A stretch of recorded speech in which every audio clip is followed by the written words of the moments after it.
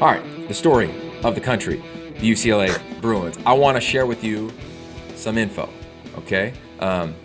When he took the job, when Chip Kelly took the job, UCLA has seen 42 players transfer out of the program.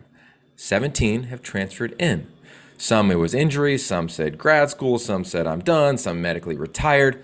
But just to lay the groundwork for everybody who was like Chip Kelly hot seat into the season, when you watched it, you saw this slow build, right? They played 53% of freshmen his first year, right? The year before that, they played 37, really young. Now they're veterans, and they owned, and I got no problem saying they owned the line of scrimmage against Eddie O with their sissy blue shirts on. That's just the reality. You'd say it if you were in the SEC, and we would have to wear it. I'm not afraid to say it in the Pac-12. They own the line of scrimmage. LSU didn't want to be there. They didn't want to be in that type of battle in the trenches. Who would have thought we would have said that? Who would have thought, Ted? But I'm just curious, Yogi, did you happen to put that on Twitter like once or 43 times? Yeah. Red hot. It just came out of me Red like a hot sauna. It came out of me. But I mean, 2 yards per carry, LSU. 2 yards per carry. And guys, I would offer, because we did have a chance to watch a lot of that. Thanks at Shea Roth following our game at the Coliseum.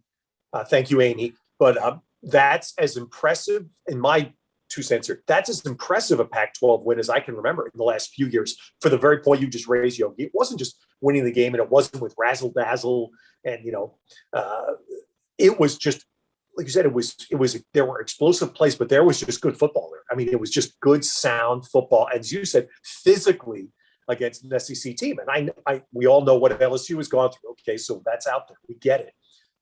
For the UCLA team that you said started in Chip Kelly's first year with how many scholarship players played his first year? I think it was in the 50s, right? Yeah, scholarship players. 50. Yeah, they only had 54 players and went to SC to win.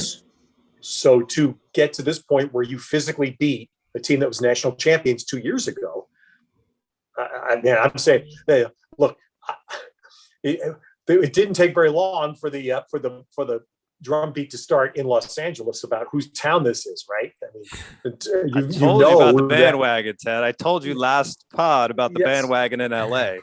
Yeah.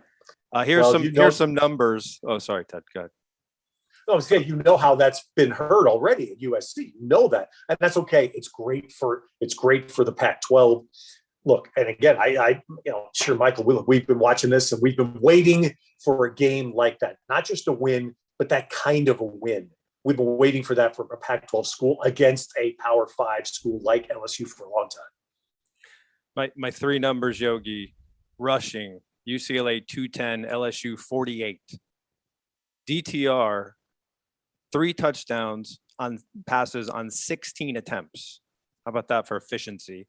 And UCLA 6-1 in the last 7 versus the SEC. That's a number I did not know. So those are my numbers from that game that jumped out at me. Amen. And we got them in their next game. They have a bye this weekend. It'll be on the Pac-12 network. We'll keep you posted on that one in 2 weeks.